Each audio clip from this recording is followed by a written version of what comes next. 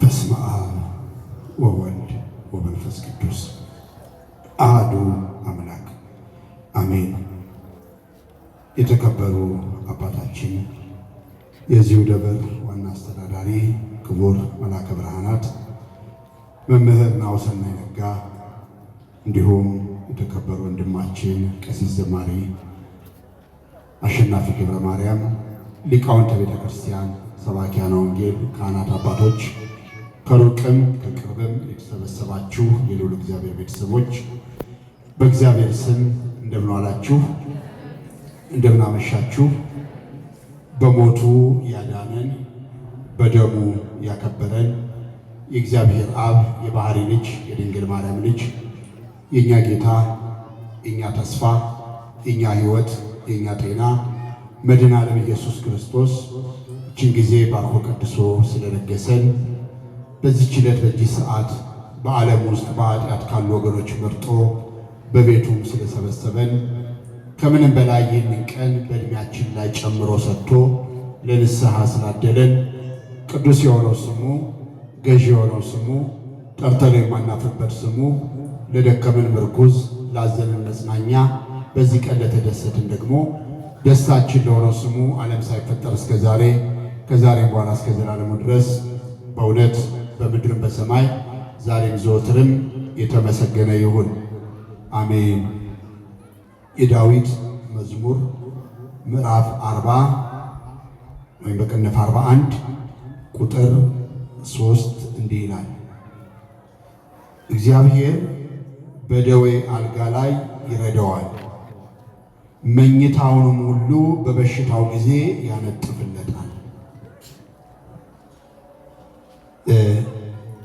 ስለ ደዌ ነው የምንማማረው።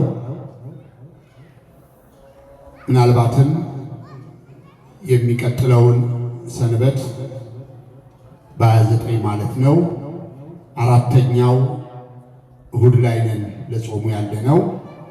መጻጉዕ ተብሎ ተሰይሟል። ይህ ሰው በዮሐንስ ወንጌል ምዕራፍ 5 ከቁጥር 1 እስከ 17 ሙሉ ታሪኩ ተመዝግቦለታል። 38 ዓመት የተኛ በሽተኛ ነው።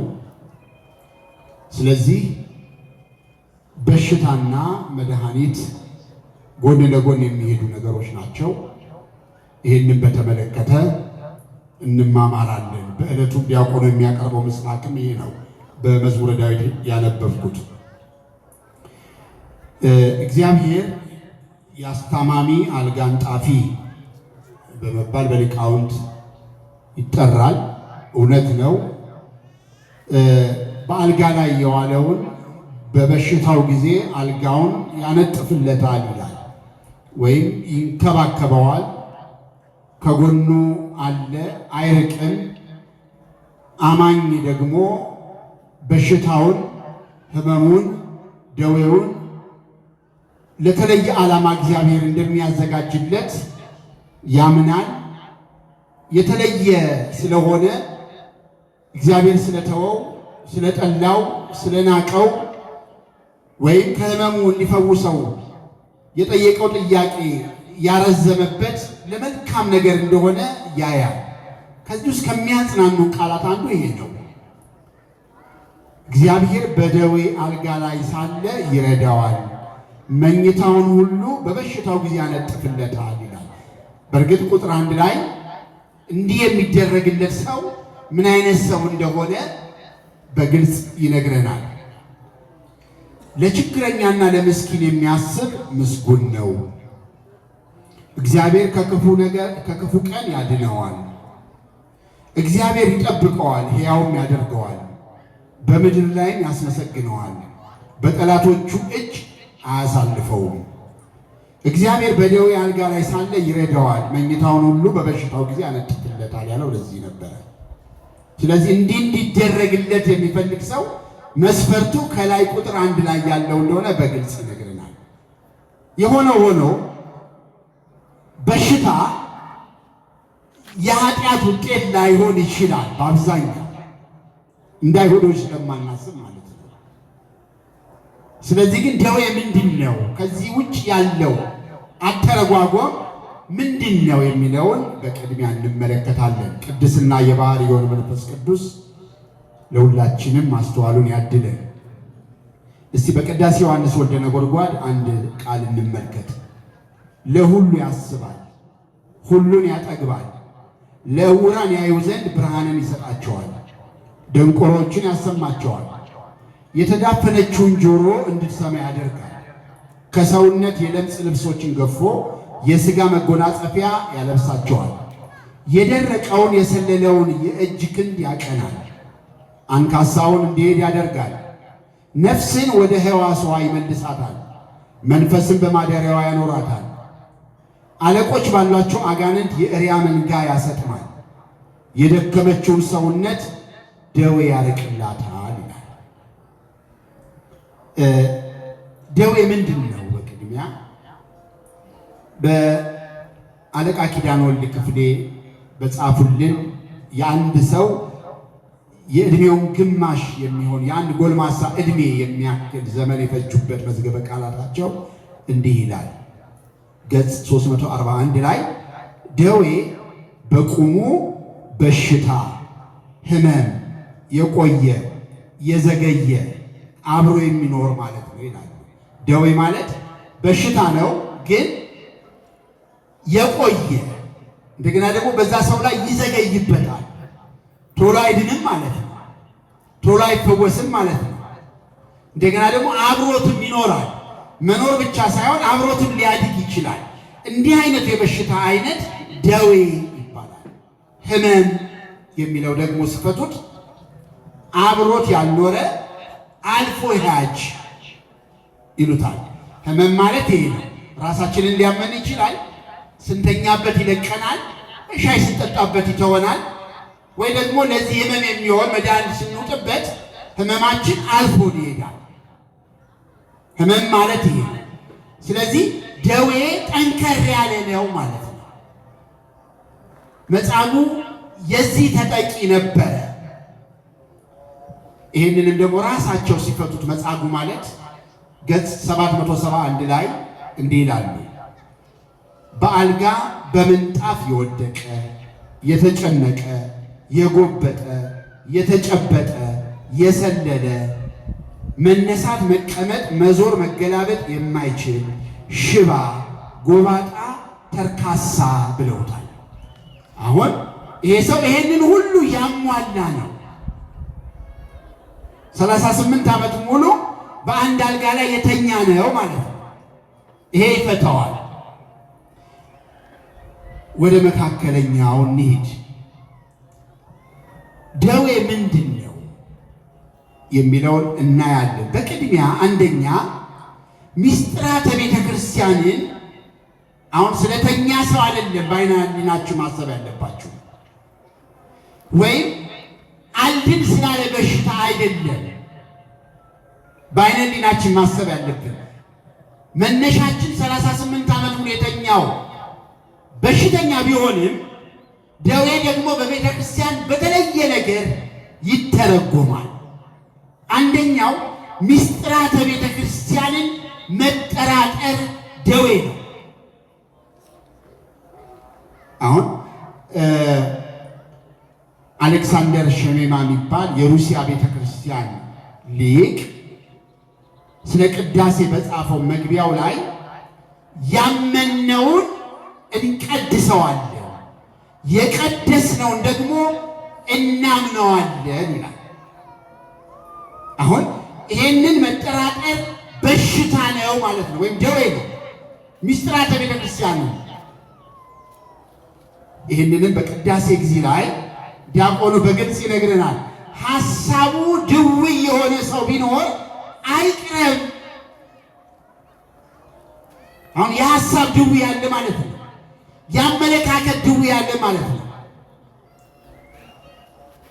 እግዚአብሔር በተከላት የምስክር ድንኳን ውስጥ ወይም አንዲቷ ቤተክርስቲያን ውስጥ የሚከናወነውን ሚስጥራተ ቤተክርስቲያን እንደ ራሱ ሐሳብ አንድ ሰው የሚያደርገው ከሆነ ይህንን የሚያስብ ሰው ድውይ ነው፣ በሽተኛ ነው ማለት ነው። ምስጢራተ ቤተክርስቲያንን መጠራጠር ወይም ደግሞ የመናፍቃንን ትምህርት መስማት። በአግናጦስ አነጋገር እንዲህ ይለናል። ወደ ፊልጵስዩስ ሰዎች የላከው መልእክት አለ። አግናጦስ የተባለ ሊቅ አባት ቅዱስ ሰው በቀመሳቸው ጊዜ ከሚመሩ ፍሬዎች ወይም ከመናፍቃን ትምህርት ሰው በቀመሳቸው ጊዜ ከሚመሩ ትምህርቶች ወይም ፍሬዎች ከመናፍቃን ትምህርት ማለት ነው ሽሹ። እነዚህ ፍሬዎች እግዚአብሔር አብ ተክሎች አይደሉምና ይላል። አንድ ሰው በቀመሳቸው ጊዜ ከሚመሩ ወይም ከእግዚአብሔር ሕልውና ከሚያስኮበልሉ ከመንግሥተ ሰማያት ዜግነት ከሚያስፍቁ ሕይወትን በዚህ ምድር ላይ በጣፋጭነት እንዳንኖር በተለይ እምነትን በተመለከተ ደስ ብሎን እግዚአብሔር እንዳናመልክ እንድንጠራጠረው በሕይወት እንዳንኖር በሙከራ ደረጃ ክርስትናን ከተቀበሉ ሰዎች በሙከራ ደረጃ ክርስትና ለሙከራ የምንጀምረው አይደለም፣ ኑሮ ስለሆነ ወይም ደግሞ አንድ ቦታ ለመሄድ በአውቶቡስ ተሳፍረን የምንወርድበትም ፌርማታ አይደለም፣ ሕይወት ስለሆነ የሚያደርሰን ቦታ ሳታውቅ ጉዞ አትጀምር እንዲሉ የሀገራችን ሰዎች። የሚያደርሰን ቦታ ሳናውቅ ጉዞ መጀመር ማለት ነው። እንዲህ እንድንጀምር የሚያደርጉን ስሁት ከሆኑ ትምህርቶች አንድ ሰው የሚጋባ ከሆነ በደዌ ተይዟል ማለት ነው። ስለዚህ ምስጢራተ ቤተክርስቲያንን መጠራጠር፣ ይህንን አለማመን፣ አለመቀበል፣ በዚህ ውስጥ ሕይወትን አለማሳለፍ አንድ ሰው በሽተኛ ያደርገዋል። ሁለተኛው ጭንቀት ደዌ ነው። ቅዱስ ጳውሎስ ለሮሜ ክርስቲያኖች በጻፈላቸው በእርግጥ የእሱ ጭንቀት ወንጌልን ለመስበክ ቢሆንም ጥሩ ግን ምሳሌ ይሆነናል። ሮሜ 9 ቁጥር 2 ላይ ቅዱስ ጳውሎስ እንዲህ ይለናል፣ ብዙ ሐዘን የማያቋርጥ ጭንቀት በልቤ አለ። ስለ ክርስቶስ ሆኜ እውነትን እናገራለሁ፣ አልዋሽም። ሕሊናዬ በመንፈስ ቅዱስ ይመሰክርልኛል ይላል። ብዙ ሐዘን የማያቋርጥም ጭንቀት በውስጤ ያለ።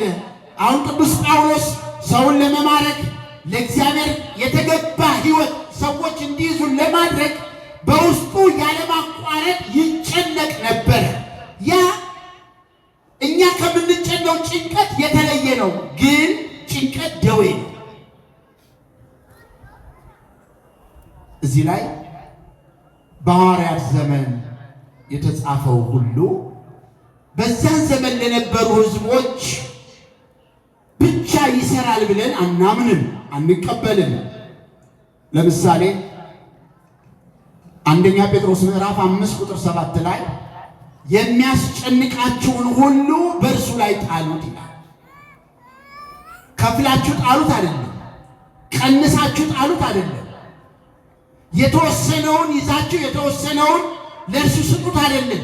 የሚያስጨንቃችሁን ሁሉ በእርሱ ላይ ጣሉት። ይሄ ተረት አይደለም። አፋዊ እውቀት አላስተማሩንም አባቶቻችን። በልብ ውስጥ የሚኖር እምነትና እውነት ነው። ስለዚህ የሚያስጨንቃችሁን ሁሉ በእርሱ ላይ ጣሉት ሲል በተቃራኒ መንገድ የሚጨነቅ ሰው በደዌ ተመቷል ማለት ነው። ጭንቀት ደዌ ነው። የአማኑኤል ሆስፒታል እኛ በደረስንበት በዚህ ወር በየወሩ ከ500 በላይ ተመላላሽ የአእምሮ ህመምተኞችን እየተቀበልኩ ነው ይላል። በየወሩ ከ500 ያላነሱ እነዚህ ጨንቋቸው፣ ግራ ገብቷቸው፣ ፈርተው፣ ቤተሰብን አስደንግጠው፣ ራሳቸው ተንገዳግደው በምን ላይ ህይወታቸው ማሳረፍ እንዳለባቸው ሳይገባቸው በቀጥታ ሕክምና ለመውሰድ ይሄዱ ናቸው።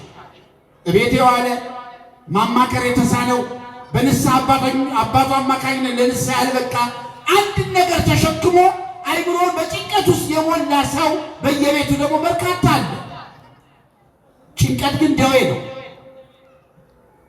ለዚህ ነው የእግዚአብሔር ቃል እንደሚያሳርፈን አለማመናችን፣ የመንፈሳዊ እጦት ችግራችን ከእግዚአብሔር ጋር ያለን ህብረት አንድ አለመሆናችን ለጭንቀት እንዳረጋለን። ዘፈን መፍትሄ አይደለም። የሚያዝናናንን ነገር ለጭንቀታችን መፍትሄ አይደለም። መፍትሄው ማረፍ ነው። እስቲ ኩንታል ጤፍ የተሸከመ ሰው ከኋላው ነው አቅም የሌለው ሊሆን ይችላል። ሲንቀጠቀጥ እናየዋለን ወገቡ አይደለ? እንደገና ደግሞ ከፊት ደግሞ ቀድመነው ብንሄድ በላብ ተጠምቆ እንመለከተዋለን። እስቲ ወደ ውስጡ ደግሞ ማንበብን ጀምር። ይህን ኩንታል ጤፍ የያዘ ሰው ውስጡ አንድ ነገር ይናፍቃል። ያንን የተሸከመውን ነገር ከተባለበት ቦታ ላይ ሄዶ ለመጣል አይምሮ ሁለንተናው ገዝቶ የሚይዘው ኩንታል ጤፉን ወይም ኩንታል የያዘውን ነገር የሚያራግፍበት ቦታ ይጓጓለታል። ሩቅም ይሁን ቅርብ ለመጣል ነው። ከድካሙ እፎይ ለማለት ነው። የመርከብ ካፒቴን 6 ወር የሚፍጅ 1 ወር የሚፍጅ 1 ሳምንት የሚፍጅ በትልልቅ ውቅያኖሶች ላይ ሲሄድ አንድ የመርከብ ካፒቴን ከሚናፍቃቸው ቦታዎች አንዱ ወደብ ነው። መርከቡን መልህቅ ጥሎ የሚያስጠጋበት ወደብን ይናፍቃል። ያኔ እፎይ ይላል። ስለ ማዕበል አያስብም። በጉዞ ላይ ስለነበረው ንፋስ ትዝ አይለው። ወደቡ ግን የሰላም የጸጥታ ማንነቱን የሚጎበኝለት ቦታ ስለሆነ በእጅጉ ይናፍቃል። ስንጨነቅም መናፈቅ ካለብን ነገሮች አንዱ የእግዚአብሔር የሆኑትን ነገሮች መመልከት ነው። ይልቁንም መስቀሉ ልዑል እግዚአብሔር እኛን ፈልጎ ያገኘበት ቦታ ነው መስቀል። እኛም እግዚአብሔርን ፈልገን የምናገኝበት ቦታ መስቀል ነው። ያ እኛን ያሳርፋል። ለዚህ ነው ወደ ዓለም ብትመለከት ተስፋ ትቆርጣለህ፣ ወደ ውስጥ ብታይ በትካዜ ትዋጣለህ፣ ወደ ተሰቀለው ስትመለከት ግን እረፍት ታገኛለህ የሚለን ቅዳሴያችን ደግሞ ይሄ በሚገባ ያስረዳናል። አቤቱ በኪሩቤል ላይ የምትኖር በልዑላኑ ላይ የምታርፍ ላንተ እገዛለሁ። ትሑታንን አንተ ታውቃለህ በብርሃን አለህና። ዓለሙን በመስቀል ላይ ያሳረፍከው ወይ የተጨነቀው ዓለም፣ ግራ የገባው ዓለም፣ የተከዘው ዓለም፣ ያለቀሰው ዓለም፣ መሄጃ ያጣው ዓለም፣ የወደቀው ዓለም፣ የተበተነው ዓለም ያረፈው በክርስቶስ ሞት መስቀል ላይ ነው። ስለዚህ እግዚአብሔር እኛን ፈልጎ ያገኘበት ቦታ መስቀል ነውና እኛን ፈልገን የምናገኝበት ቦታ መስቀል ነው። አይምሯችንን መስቀልን ማስለመድ ማለት ነው። ያ ጭንቀት ያርቃል። ጭንቀት በራሱ ምንድነው? ደዌ ነው፣ ያማል። ለዚህ ነው 100 በሽተኞች መካከል ይላሉ የሕክምና ባለሙያዎች 70 ከመቶ እቤቱ መታከም የሚችል ነው ይላሉ። እቤት መታከም የሚችል ነው። ምን ማለታቸው ነው? ለምሳሌ አንድ ሰው የጨጓራ በሽታ ቢኖርበት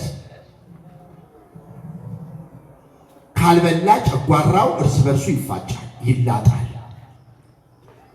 የምግብ ፍላጎትን ደግሞ ከሚዘጉ ነገሮች አንዱ ምንድነው? ንዴት፣ ብስጭት፣ ተስፋ መቁረጥ፣ እንዲህ አይነት ነገሮች ሲከታተሉ አንድ ሰው የምግብ ፍላጎቱ ይዘጋል። ካልበላ ደግሞ ቅድም እንደገለጽነው ጨጓራው እርስ በርሱ ይፋጫል። ይህን ለመታከም ደግሞ ወደ ሆስፒታል ካርድ ያወጣል፣ ሐኪም ዘንድ ይቀርባል፣ መድኃኒት ይታዘዛል። አሁን እንዲህ አይነቱ ሰው መታከም ያለበት የት ነው? እቤቱ ነው ይላሉ። የሚያስጨንቀውን መተው፣ ያሳሰበውን መቀነስ፣ መንፈሳዊነትን መልመድ፣ የእግዚአብሔር ቃልን ማንበብ፣ ቅዱሳት መጽሐፍትን መጎብኘት፣ ጸሎት አብዝቶ መጸለይ፣ ከምንም በላይ ደግሞ ቅዱስ መስዋዕቱ የሚሰዋበትን ቅዳሴን መፈለግ።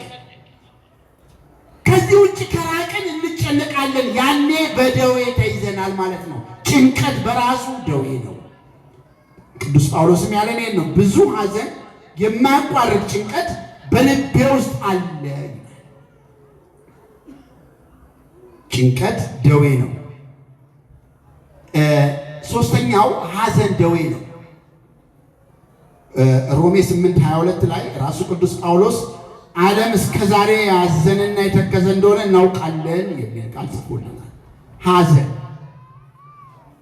ከልብ የማይወጣ ሐዘን አለ። አንገትን የሚያስደፋ ሐዘን አለ። ግራ የሚያጋባ ሐዘን አለ። ተስፋ አስቆራጭ ሐዘን አለ። ሁሉም ሐዘን ግን ከእምነት የሚያስወጣ አይደለም። እግዚአብሔርን የሚያስተው አይደለም። ከመስቀሉ የሚያሸሽ አይደለም። ከቤቱ የሚያስኮበልል አይደለም። ማንኛውም ሐዘን ከመስቀሉ በታች። ሐዘን ግን በራሱ ምንድነው? ደዌ ነው። ዓለም እስከ ዛሬ ያዝናል። እስከ ዛሬ ያዝናል። ትልቅ ቤት ውስጥ ቢኖር ያዝናል። ትልቅ መኪና የሚነዳ ያዝናል። ትልቅ ትምህርት ያለው ያዝናል። ትልቅ ብር ያለው ያዝናል። ትልቅ እውቀት ያለው ያዝናል። በተቃራኒ የዚህ የዘረዘርኳቸው ነገሮች የደረሰበት ሰው ያዝናል። ተመልከቱ። ሐዘን ግን በራሱ ማንኛውንም ሰው ይጎበኛል፣ ያገኛል፣ ይዋሃዳል፣ በሽታ ይሆናል። ስለዚህ አይምሯችን ሁልጊዜ ተስፋ ቆራጭ፣ ተበሳጭ። ይህ ብቻ አይደለም። ርቀው ያሉ ሰዎች ሲስቁ ብናይ እንኳ በራስ መተማመናችን እየቀነሰ ከሚያስመጡ ነገሮች አንዱ ሐዘን ነው። ሰዎች ያሳዝኑናል፣ ጊዜ ያሳዝነናል፣ የምናገኘው ያሳዝነናል፣ ውሏችን ያሳዝነናል፣ ሀገራችን ያሳዝነናል፣ እምነታችን ያሳዝነናል፣ ወጣትነታችን እርጅናችንም ያሳዝነናል። በእንዲህ አይነት ሁኔታ እኮ የሚያዝን ሰው አለ። ሐዘን ግን ደዌ ነው። አልጋ ላይ ባያስተኛ ዘወትር በእግዚአብሔር መደሰትን መልመድ መቻል አለብን።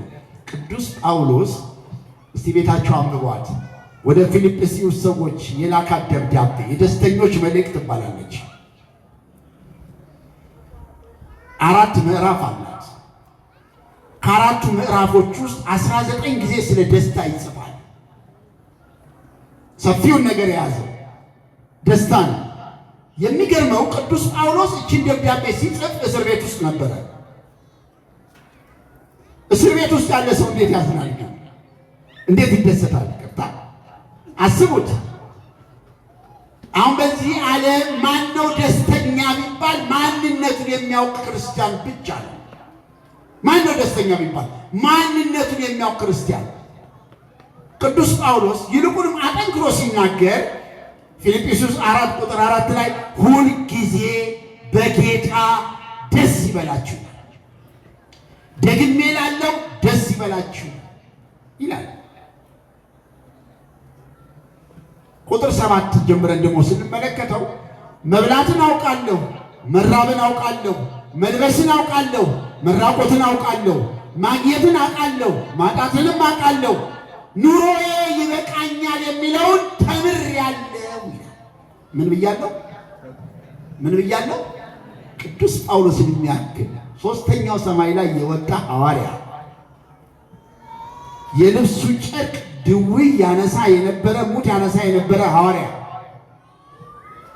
የመሬት መጨረሻ ድረስ እልዋሪቆን ድረስ ሄዶ ወንጌል የሰበከ ሐዋርያ፣ የመጽሐፍ ቅዱስን 1/3 መልእክት የጻፈልን ሐዋርያ ተምሬአለሁ ይላል። ይህን ያክል ሐዋርያ ተመልከቱ። ተምሬአለሁ ደስተኝነቱን ማለት ነው ሲገልጽ የደረሰበትን ነገር እያነጻጸረ ይናገራል። ኑሮዬ ይበቃኛል የሚለው ግን ተምሬአለሁ ሲል በነበረኝ ባለኝ ነገር ሁሉ ደስተኛ ነኝ እያለን ነው። በኑሯችን ደስተኛ ነን። በእውቀታችንስ ደስተኞች ነን። በትዳራችንስ ደስተኞች ነን። በወለድናቸው ደስተኞች ነን።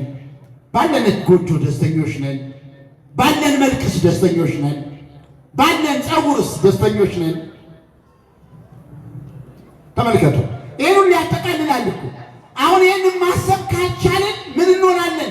እናዝናለን። እንዲህ አይነቱ ሐዘን ደግሞ ወደ ውጭ አይወጣም፣ ውስጥ ላይ ይቀመጣል።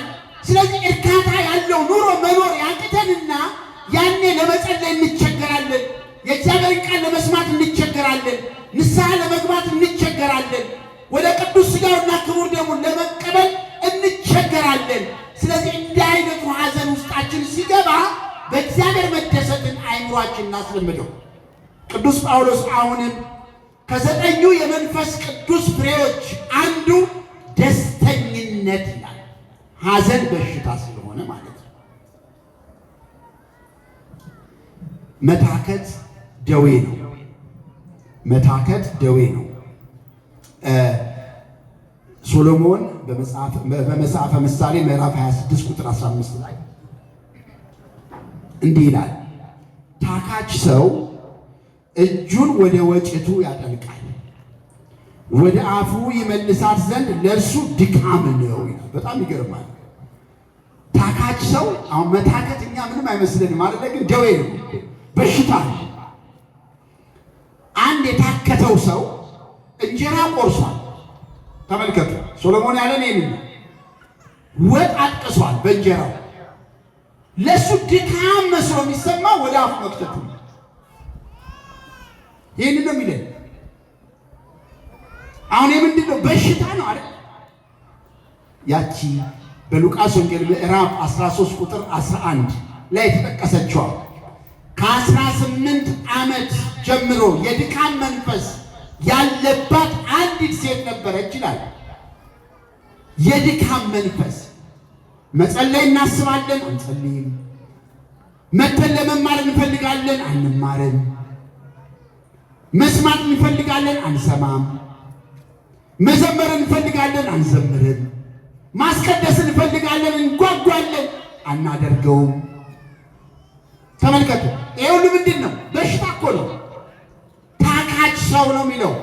የጠቀሰውን እንጀራ ለመብላት ምን ይለዋል? ይደክመዋል፣ ይታክታል። ስለዚህ ይሄ በጤነኝነት አይምሮ አይደለም የሚታየው ማለት ነው። በሽታን የያዘው የቆረሰውን እንጀራ ወደ አፉ ለመክተት የሚደክመው ከሆነ የሚታክተው ከሆነ የሚሰልፍ ከሆነ ምንድን ነው? በሽታ ነው። አሁንም ስለ 38 ዓመት ሙሉ ስለተኛው በሽተኛ አይደለም። ይህንንም ማሰብ መቻል አለብን። ለምን ደከመኝ? ለምን ያሰብኩትን ማድረግ አልቻልኩም? ይህን ማሰብ መቻል አለብን። ቅዱስ ጳውሎስ አሁንም በገላትያ መልእክቱ ምዕራፍ 5 ቁጥር 22 ላይ አንድ የሚመክረን ነገር አለ። ምንድን ነው የሚለው? ሥጋ በመንፈስ ላይ መንፈስም በሥጋ ላይ ይቀዋወማሉ። ስለዚህ የምትወዱትን ልትሆኑ አትችሉም ይላል።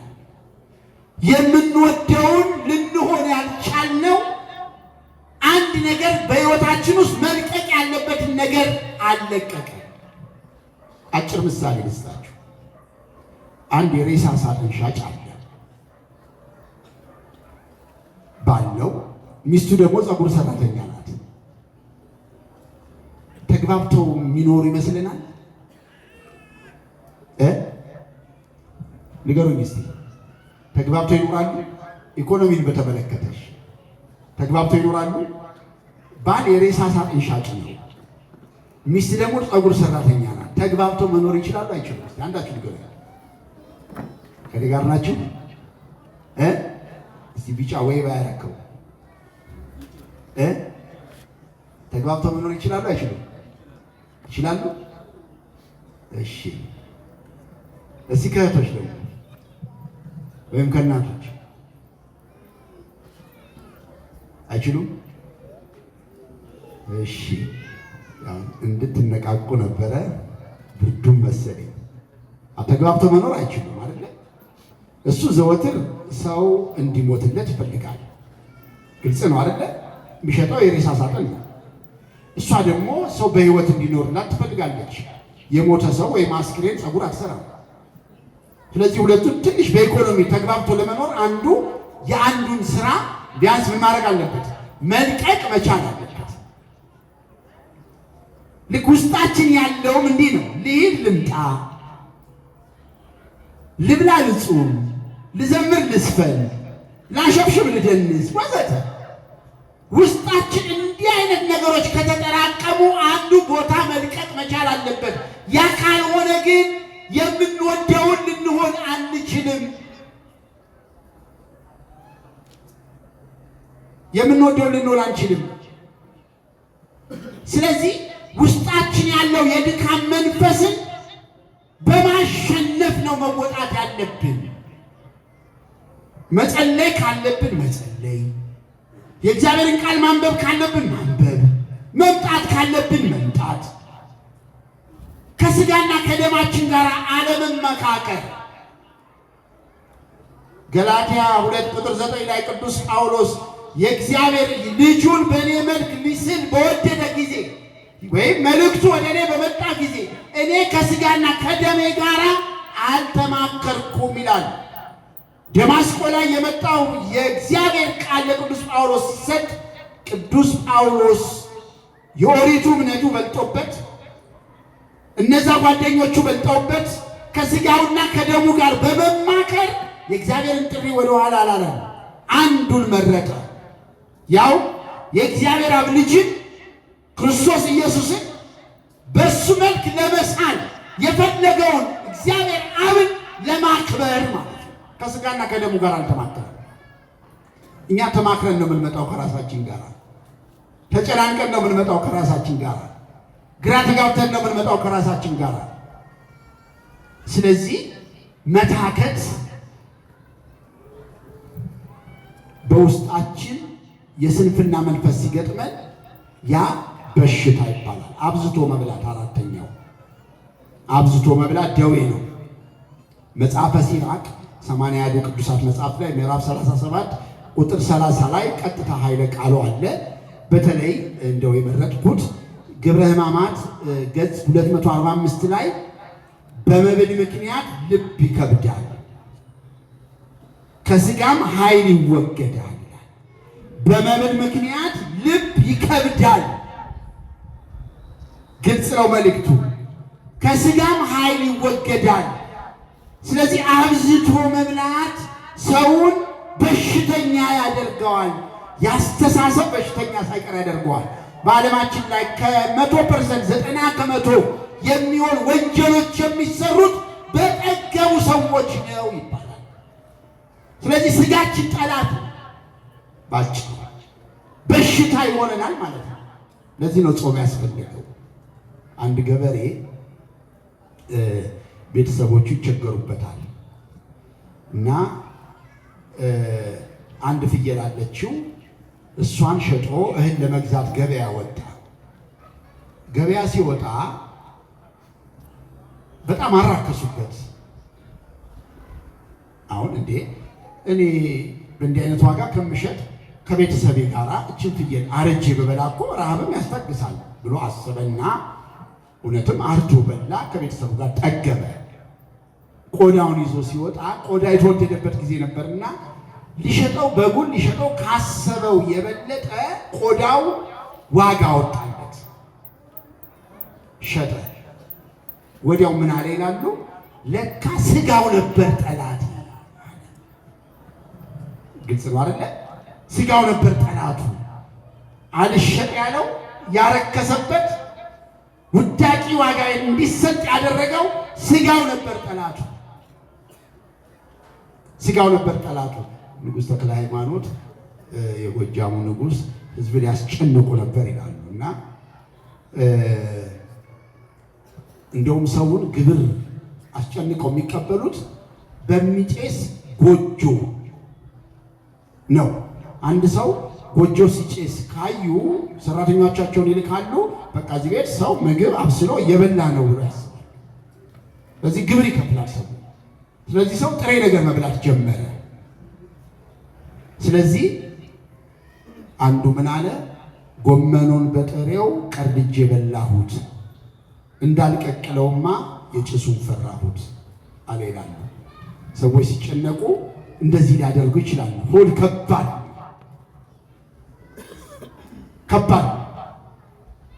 በአግባቡ ካልያዝነው የሚሮጠውን ሰው እንጥልበታለን። የሚያድገውን ሰው ከስር መጥረቢያ እናስቀምጥበታለን። አንደኛ የሚወጣውን ሹራቡን ጎትተን ወደ ኋላ እናስቀርበታለን። እያየ የሚሄደውን አይኑን እናሳውርበታለን። ከብረን ለመኖር ሌላውን ኪሱን ባዶ እናደርገዋለን። ከፍ ከፍ ካልን ሌላው ምን እናደርገዋለን? ዝቅ እናደርገዋለን። እኛ ከብረን ለመኖር ሌላ መዋረድ አለበት ብለን እንደመድማለን። ሆድ ከባድ። ስለዚህ በመብል ምክንያት በምግብ መብዛት ምክንያት ልብ ይደክማል፣ ማሰብ አይችልም፣ ይደነዝዛል፣ ያማዋል፣ ነገር ማየት አይችልም።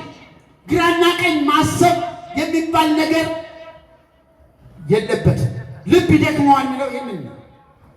ማስተዋል ይሳነዋል። ነገር ሊመጣበት የሚችለውን ነገር አያስብም። ከሞት በኋላ ስላለው ሕይወት ግዱ አይደለም። በምግብ ምክንያት ልቡ የከበደበት ሰው ለነገ ግድ የለውም። መስቀል ላይ ምን እንደተደረገለት አያውቅም። ራቁቱን እንደ ብራና ተወጥሮ የተሰቀለውን መድኃኔዓለምን አያስብም። ስለዚህ አብዝቶ መብላት ደዌ ነው ይለናል ቅዱሳት መጽሐፍ። አሁን ወደ መድኃኒቱ እንሂድ። በደዌ አለ አይደለ የሚለውን በአልጋ ደዌ ሳለ ያድነዋል የሚለውን ነው። ደዌ ይሄን ያህል ካለን ሐኪሙስ ማን ነው? እስቲ አለፍ አለፍ አድርገን እንመልከት። አንደኛ ይሄ ሐኪም ወደዚህ ዓለም ሲመጣ የሕክምና ተቋም አልመሰረተም። ትልልቅ ሆስፒታሎችን አልገነባም። ባለመድኃኒቱ በሽታ ሳይኖር የነበረ መድኃኒት ነው። ሕክምናም ሳይፈጠር የነበረ ሐኪም ነው ባለመድኃኒቱ ማለት ነው። ተመላላሽ የሆነ ታካሚ አልነበረው ባለመድኃኒቱ። ደዌን ከሰውነት ሁሉ ላይ የሚያርቀው ተመላላሽ የሆነ ታካሚ አልነበረው። ረዳት የሆነ አስታማሚም አይፈልግም ነበር። ይህ ብቻ አይደለም፣ አልጋ አስይዞም አላከመም። አልጋ አስይዞ አላከመም፣ ይልቁንም አልጋ አስጣለ እንጂ። ወንጌላት የሚነግሩን እምነት፣ እውነት፣ ሕይወት ይሄ ነው። ስለዚህ ከዘመናት አስቀድሞ የነበረ መድኃኒት ስለሆነ፣ ከዘመናት አስቀድሞ የነበረ ሐኪም ስለሆነ፣ በሽታ በዚህ ምድር ላይ ሳይሰለጥን የነበረ እውነተኛ መድኃኒት ስለነበረ ይህንን የሚያስብ መድኃኒት ዘወትር አይታመምም አይምሯችን ማለት ነው። ስለዚህ ስለ ጤናችን እግዚአብሔርን ማመስገን ይጠበቅብናል። እኛ ጠዋት ተነስተን ፊታችንን ስንታጠብ በዚያው ቅጽበት ኩላሊት የሚያሳጥቡትን እናስብ። ማሳጠቢያ የሌላቸው ደግሞ ወረፋ የያዙትን እናስብ። ሁለቱም የሌላቸው ደግሞ እርዳታ የሚሰበስቡትን እናስብ። እኛ እኮ ጠዋት ፊታችንን የታጠብነው። ይህን ስናስብ ደግሞ በወርቀ ደሙ እኛን ኃጢአታችንን ያጠበው ከዓለም አስቀድሞ የነበረው የታወቀው መድኃኔዓለምን እናስብ። በምድር መካከል ላይ ሕይወት የሆነ መድኃኒት የሰጠ። ስለዚህ ይሄ መድኃኒት ልዩ መድኃኒት ነው። ልዩ ከሚያደርጋቸው ነገሮች አንዱ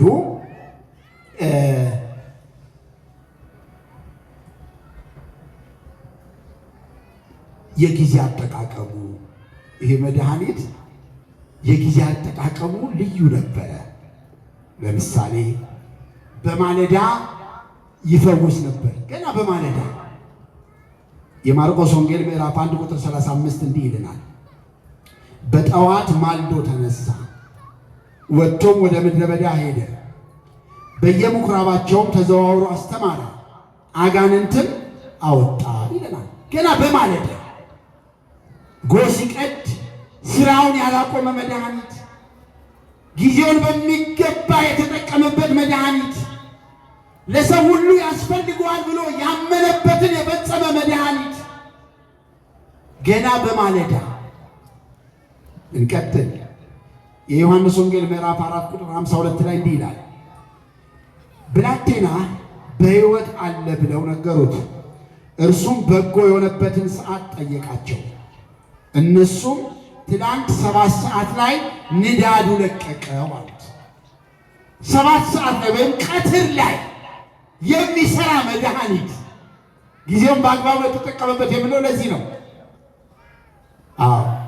ቅዱስ አባት ሆይ የላከውን ኢየሱስን ያውቁ ዘንድ ይህች የዘላለም ሕይወት ናት የሚለው የሰዓት አጠቃቀሙ ሳይቀር ለሰዎች በሽታ፣ ለሰዎች አገልግሎት፣ ለሰዎች መዳን፣ ለሰዎች ፈውስ፣ ለሰዎች መቆም፣ ለሰዎች መብላት፣ መጠጣት፣ መኖር አገልግሎት ይሰጥ የነበረ መድኃኒት ነው። የሰዓት አጠቃቀም ያልነው ነው። ቀትር ላይ የሚሰራ ነበረ። የማርቆስ ወንጌል ምዕራፍ 1 ቁጥር 32 ላይ ፀሐይም ገብቶ በመሸ ጊዜ ድውያንንና አጋንንት ያደሩባቸውን ሁሉ ወደ እርሱ አመጡ፣ በልዩ ልዩ ደዌ የታመሙትን ብዙዎችን ፈወሰ፣ ብዙዎችንም አጋንንት አወጣ ይላል። ክብር ምስጋና ለእርሱ ይሁን። ይሄ ደግሞ ምሽት ላይ ልክ በዚህ ሰዓት አካባቢ እዚህ ላይ ደግሞ ያለው ለየት ይላል። ይሄን ሰዓት የመረጠበት ምክንያት ነበረው። ቁጥር 37 ላይ ኃይለ ቃሉ ቢሆንም ፀሐይ ገብቶ በመሸ ጊዜ ያችን ሰዓት ይጠቀምበት የቅፍርናሆም ነዋሪዎች ችግር ላይ ወድቀው ነበር። የዚህ ከተማ ሕዝቦች ሕፃናት ስቀው አያውቁም። ወጣቶች ተስፋ የቆረጡ ናቸው። ሽማግሌዎች በእጅጉ ነገር እያሰቡ የሚፈሩ ናቸው። ባልቴቶች ከቤት ወጥተው አያውቁም። ከተማ ሁሉ በጠቅላላ የሚያሰማው ሮሮ ነው፣ እንባ ነው፣ ችግር ነው። ሁሉም እንደየአቅሙ ችግር ተሸክሞ ይኖራል የቅፍርናሆም ነዋሪ።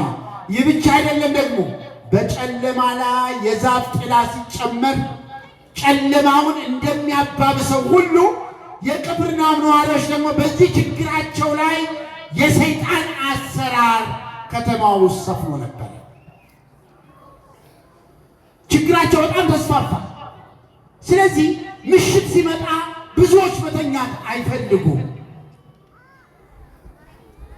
አንዳንዶቻችን እንዲህ ልንሆን እንችላለን። ቀኑ አይሄድልኝም እንላለን። ክርስቲያን ይሄን አይልም። ይሄ ዓመት ረዘመብኝ እንላለን። ክርስቲያን ይሄን አይልም። ሌሊት በእንቅልፌ በዓይኔ እንቅልፍ ሳይዞር አደርኩኝ እንላለን። ክርስቲያን ይሄን ማለት የለበትም። መዝሙር 4 ቁጥር 8 ላይ በሰላም እተኛለሁ አንቀላፋለሁም፣ አንተ እኔን በእምነት አሳድረኸኛል እያለ የሚያምን ሰው አልተኛም ብሎ ከደመደመ ችግር ነው። ይህ ሁሉ የመንፈሳዊነት እጦት ነው።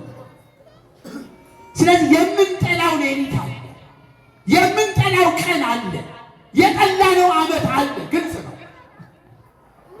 ይልቁንም ግን ምሽት ላይ ደግሞ የምንጨነቅ ሰዎች አለን በብዛት። ለመተኛት እንፈልጋለን፣ ለማንቀላፋት እንፈልጋለን፣ ለማረፍ እንፈልጋለን፣ አይምሯችንን ለመክተት እንፈልጋለን፣ ግን አልቻልንም። የቅፍርናሆም ነዋሪዎችም እንዲህ ነበሩ። ስለዚህ ሳይጠሩት ችግራቸውን አይቶ፣ ልቅሷቸውን አይቶ፣ እንባቸውን አይቶ፣ እንቅልፍ ማጣታቸውን አይቶ ይረግጧቸው የነበሩ ዲያብሎስና ሰራዊቱን እነሱን አይቶ ፀሐይም ገብቶ በመሸ ምሽት ላይ ይሄን ይሰራ ነበር። የሚገርመው ደግሞ ከተማይቱ ሁሉ በደጅ ተሰብስባ ነበር ይላል ቅዱስ ማርቆስ ሲጽፍልን። ከተማይቱ ሁሉ በደጅ ተሰብስባ ነበረ። ይሄ ማለት ቃሉን አግኖታል። ሕዝቡ ሁሉ ከተማ ውስጥ የገባውን ክርስቶስን ፈለጉ። የቅፍርናሆም ነዋሪዎች በጠቅላላ በፊቱ ቆሙ። ብርቱ ትከሻ ባለው ፊት በሐዋርያት አመክንዮ ላይ ቅዳሴ ላይ እናደምጥ የለ ስልጣን በትከሻው ላይ የሆነ የሚለው ቢደገፉት በማይጥለው ሁሉም በፊቱ ቆሙ። ቤቶች እየተነቀሉ በፊቱ ቆሙ ማለት አይደለም። የከተማው ሕዝብ በጠቅላላ ከተማቸው ውስጥ ወደ ገባው ወደ መድኃኔዓለም ፊት ቆሙ። ሲቆሙ የሚያለቅስ አለ፣ ግራ የገባው አለ፣ የተጨነቀ አለ፣ የቆሰለ አለ፣ የፈራ አለ፣ የደነገጠ አለ፣ ያልነጋለትን ነገ እያሰበ የሚፈራ አለ፣ ያላየውን ነገ እያሰበ የሚፈራ አለ። ሁሉም ከነ ችግሮቻቸው ቆሙ። ይልቁንም ፀሐይም ገብቶ በመሸው ጊዜ አሁን የቀረ ሌሊት ነው አይደለ? የሌሊቱን ደግሞ እንዲህ ይለናል የማቴዎስ ወንጌል ምዕራፍ 26 ቁጥር 31 ላይ እንደገና የሉቃስ ወንጌል ምዕራፍ 22 ቁጥር 30 ላይ በሌሊት ክርስቶስን ሊይዙ ከመጡ ወንበዴዎች መካከል ቅዱስ ጴጥሮስ የአንዱን ጆሮ እንደቆረጠ ወንጌል ጽፍልናል። የተቆረጠው ጆሮ ደግሞ ወዲያው ክርስቶስ እንደፈወሰው ይሄው ወንጌል ይጽፍልናል።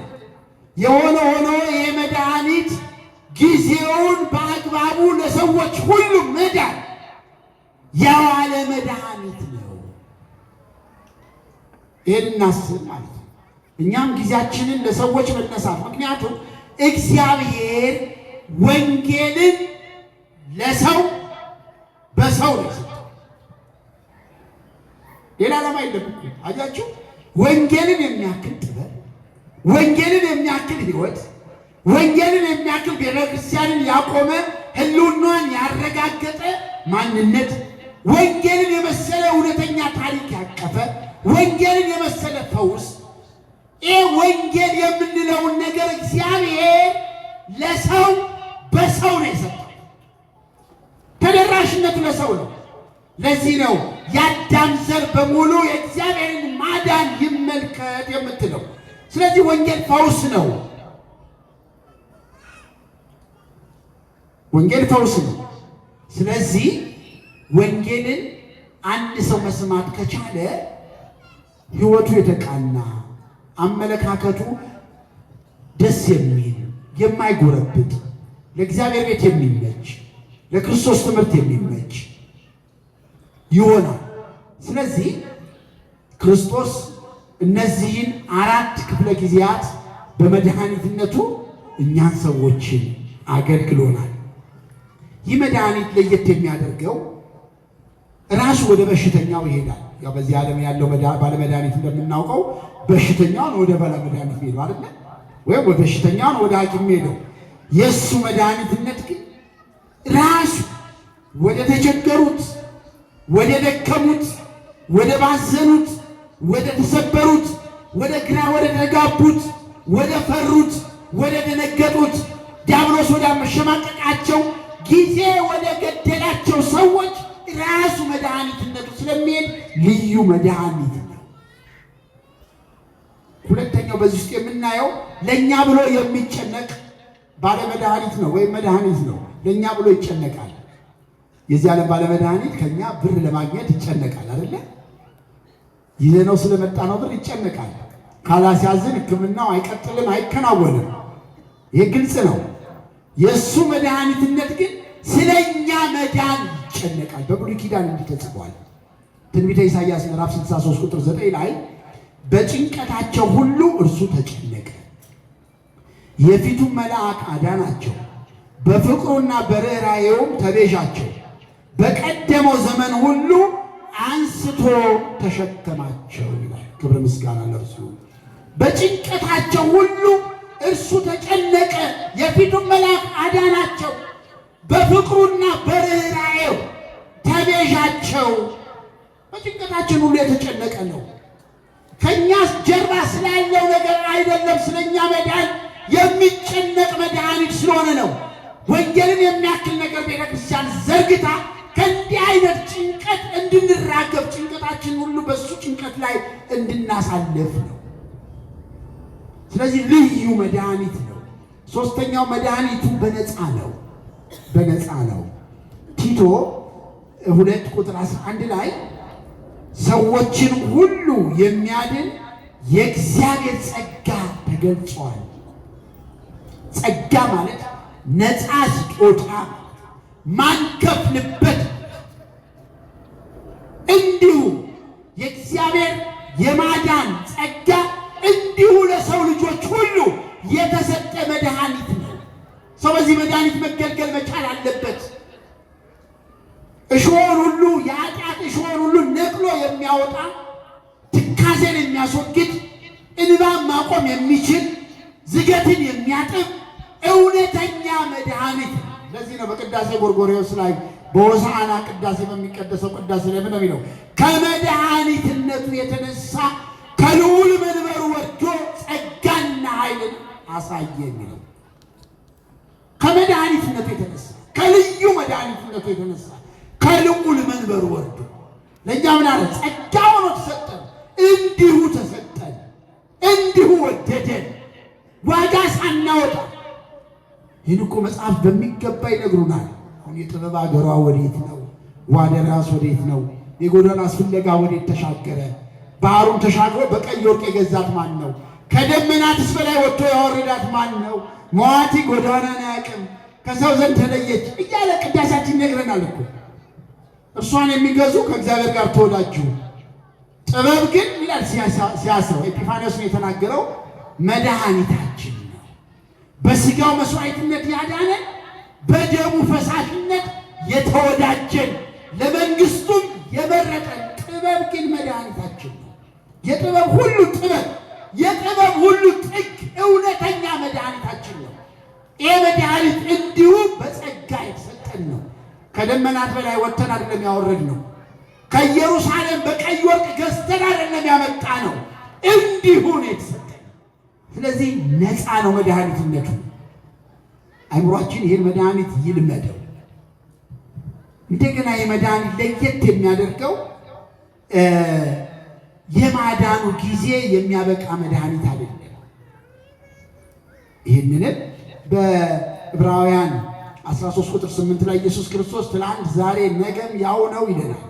እንደገና ደግሞ ሰቆቃወ ኤርምያስ ምዕራፍ 3 ቁጥር 23 ላይ ደግሞ ማለዳ ማለዳ እግዚአብሔር አዲስ ነው ይለናል። ያው እንደምናውቀው የዚህ ዓለም ባለ መድኃኒት ሲሰጠን ሕፃናት ወደማይደርሱበት ቦታ አስቀምጡት ተብሎ ይጻፍበታል አይደለ? ኪፕ አዌይ ፍሮም ዘ ሪች ችልድረን ይላል አይደለ? ሕፃናት ወደማይደርሱበት ቦታ አስቀምጡት። የእሱ መድኃኒትነት ግን ሕፃናት ወደ እኔ መጡ ዘንድ አትከልክሏቸው። ለሕፃናት የሚሆን መድኃኒት፣ የጊዜ ገደብ ያልተጻፈበት መድኃኒት፣ ሁልጊዜ የሚሰራ መድኃኒት፣ ሁልጊዜ አዲስ የሆነ መድኃኒት ክርስቶስ በሚያስተምርበትና በሚፈውስበት ዘመን እንኳን በዚያ ዘመን በዘመነ ሥጋዌ አጠገቡ እኮ የነበረ በሽተኛ የለም። አጠገቡ የነበረ በሽታ አልነበረም። እሱ ባለበት ሁሉ ደዌ የለም፣ ሐዘን የለም፣ ጭንቀት የለም፣ ሰላም ማጣት የለም፣ የረፍት መጓደል የለም። ይሄ መድኃኒት ባለበት ቦታ ሁሉ ሁልጊዜ አዲስ ነው። ማለዳ ማለዳ እግዚአብሔር አዲስ ነው ማለት ሁልጊዜ መድኃኒትነቱ ይሰራል። የማያቋርጥ መድኃኒት ነው። ስለዚህ በዚህ መድኃኒት እንጠቀም። ልዩ መድኃኒት ነው። ይሄ መድኃኒት በሽተኛው ሳይመጣ በሽታውን ያውቃል። ገና ሳንመጣ ያውቃል። በሽተኞች ልናል አሁን እኛ ለመታከም የመጣ ነው። እዚህ በመዝሙረ ዳዊት ምዕራፍ 22 ቁጥር 1 እስከ 8 ዳዊት የእረኝነቱን ትዝታ ጊዜ ሲጽፍ ራሴን በዘይት ቀባ የሚል ኃይለ ቃል አለው። ዳዊት በእረኝነቱ ጊዜ በጎችን ከተረከበ በኋላ ማታ የፈለጉትን አጠጥቶ አብልቶ አሳርፎ ወደ በረቱ እንዲሁ አያስገባቸው። በረቱ ደጅ ላይ ዳዊት ይቆማል። እያንዳንዱን በግ ቼክ ያደርጋል፣ ያጣራል። የቆሰለ ያገኛል፣ ያንን ያክማል። እሱ ሳያየው ደግሞ የተሰበረ ያገኛል፣ እሱን ይጠግናል። እንደገና ደግሞ ብዙ ነገሮችን ለመብላት እየጓጉ ብዙ እሾዎች የፏጨሯቸውን፣ ዓይናቸውን የቀደዷቸውን፣ ከንፈራቸውን የሰነጠቋቸውን እነዚህን ሁሉ ያያል። እያንዳንዱን ካከመ በኋላ ነው ወደ ውስጥ የሚያስገባቸው። እግዚአብሔር ደጅ ላይ እንደሚጠብቀን እናምናለን። እንደ መልካችን አመለካከታችን እኮ የተለየ ነው አይደለ? ቆስሎ የመጣን አሁን ለምሳሌ እግዚአብሔር ምን ያውቀው? ወድቆ የመጣን አለን፣ ተቸግረን የመጣን አለን፣ ሰላማተን የመጣን አለን፣ ፈርተን የመጣን አለን፣ ደንግጠን የመጣን አለን፣ ጊዜው አስጨንቆን የመጣን አለን፣ በቤታችን ሰላማተን የመጣን አለን። በዚህ ሰዓት እንኳን ለልጆች ምን አቀርባለሁ ብለን ትልቁ ጥያቄ መስቀል ላይ ተመልሶልን እያለ ስለዚህ ዓለም ምግብ የምንጨነቅ መተናለን። ትልቁ ጥያቄ እኮ መስቀል ላይ ተመለሰ። የዘላለም ሕይወታችን መስቀል ላይ በበቂ ሁኔታ እግዚአብሔር እንዲህ አይነቱ መስዋዕት አደነቀ እንደሚለን ዮሐንስ አፈወርቅ በቅዳሴው ላይ ይህን ያደነቀው መስዋዕት መስቀል ላይ የተከፈለልን ለሁሉ ነገር በቂያችን ነው። ከዛ በኋላ ያለው ግን ዳረጎት ነው፣ ስጦታ ነው። በእንዲህ አይነት ሁኔታ የመጣን አለን። መሄጃ ስላጣን የመጣን ልንኖር እንችላለን። ሰው ስለመጣ የመጣን ልንኖር እንችላለን። ተቀስቅሰን የመጣን ልንኖር እንችላለን። በብዙ መንገድ ነው የመጣን ነው። እንዳመጣጣችን ግን ተመልሰን መሄድ የለብንም። የዚህ መድኃኒት ተጠቃሚ መሆን አለብን አይደለ? ሕሊናውን ቆስሎ የመጣ ሰው በወንጌል ታክሞ መሄድን ማመን አለበት። ወድቀን የመጣን ሰዎች ተነስተን እንደሄድን ማመን አለብን። ምክንያቱም መጽሐፍ ቅዱስ በቴሌስኮፕ ክርስቶስ በማይክሮስኮፕ ይመሰላሉ። እንደው ቀለል ባለ ነገር ብንመለከት መጽሐፍ ቅዱስ ሩቅ የነበረውን እግዚአብሔር በቅርብ ያሳያል። ቴሌስኮፕ ደግሞ የረቀቀውን በክርስቶስ የተመሰለው የረቀቀውን ነገር ደግሞ አጉልቶ ያሳያል። መጽሐፍ ቅዱስ እግዚአብሔርን ለማሰብ ቅርብ ነው። በክርስቶስ በኩል ደግሞ በጣም ጉልህ ነው። ለዚህ ነው የዮሐንስ ወንጌል ምዕራፍ 1 ቁጥር 18 ላይ መቼም ቢሆን እግዚአብሔርን ያየው የለም፣ በጉያው ያለ አንድ ልጁ እርሱ ተረከው የሚል እግዚአብሔር በመጽሐፍ ቅዱስ ቅርብ ነው። በክርስቶስ ደግሞ በጣም ጉልህ ነው። ፍቅሩን አይተናል። የእግዚአብሔር አብን ውድ ልጁን ለኛ በመስጠት ሕይወትን አየ። የእግዚአብሔር አብን ልጁን በመስቀል ላይ በመዋል ስለዚህ ይህንን ካሰብን ታክመን እንደሄድን፣ ተነስተን እንደሄድን፣ ተጽናንተን እንደሄድን፣ እግዚአብሔር ርቆን እንዳልቆመ ተፈውሰን እንደሄድን፣ በተስፋ ተሞልተን እንደሄድን፣ ተረጋግተን እንደሄድን፣ ለቤታችን ፍጹም ሰላም እሱ ብቻ እንደሆነ ምርጫችን አድርገን እንደሄድን ሊሰማን ይገባል። አለበለዚያማ ድካም ከንቱ ነው። ከመመላለሳችን ይልቅ መመለሳችንን እግዚአብሔር በእጅጉ ይፈልገዋል። ስለዚህ የዚህ መድኃኒት ልዩነቱ ይሄ ነው። መጻጉዕን ስናስብ 38 ዓመት ሙሉ የተኛውን በሽተኛ ሳይሆን በውስጣችን እስካሁን የዘረዘርናቸውን ሕመሞች እንዳሉብን እንገንዘብ። ለዚህ ደግሞ እግዚአብሔር ፈልጎ ያገኘን በመስቀል ላይ ነው። እኛም እሱን ፈልገን የምናገኘው መስቀሉ ላይ ነው። ያስተማረን እግዚአብሔር ስሙ የተመሰገነ ይሁን። ሀብተ ወልድና ስመ ክርስትና ገቢረ ተአምራቱ መንክራት ተስፋ መንግሥተ ሰማያት ለእኔም ለእናንተም ይደረግልን። የመድኃኔዓለም ቸርነት፣ የእናታችን የእመቤታችን የቅድስት ድንግል ማርያም አማላጅነት፣ የትጉሃን መላእክት ጥበቃ፣ የቅዱሳን አባቶቻችን ረድኤት በረከት በምንወዳት ሀገራችን በምንማርባት ቤተክርስቲያናችን በስጋም በመንፈስ በወለዱ ቤተሰቦቻችን እንዲሁም በታመሙ በተቸገሩ በተሰቃዩ ወገኖቻችን ላይ ለዘላለሙ ጸንቶ ይኑር። በሰማነው ቃል እግዚአብሔር ባርክ።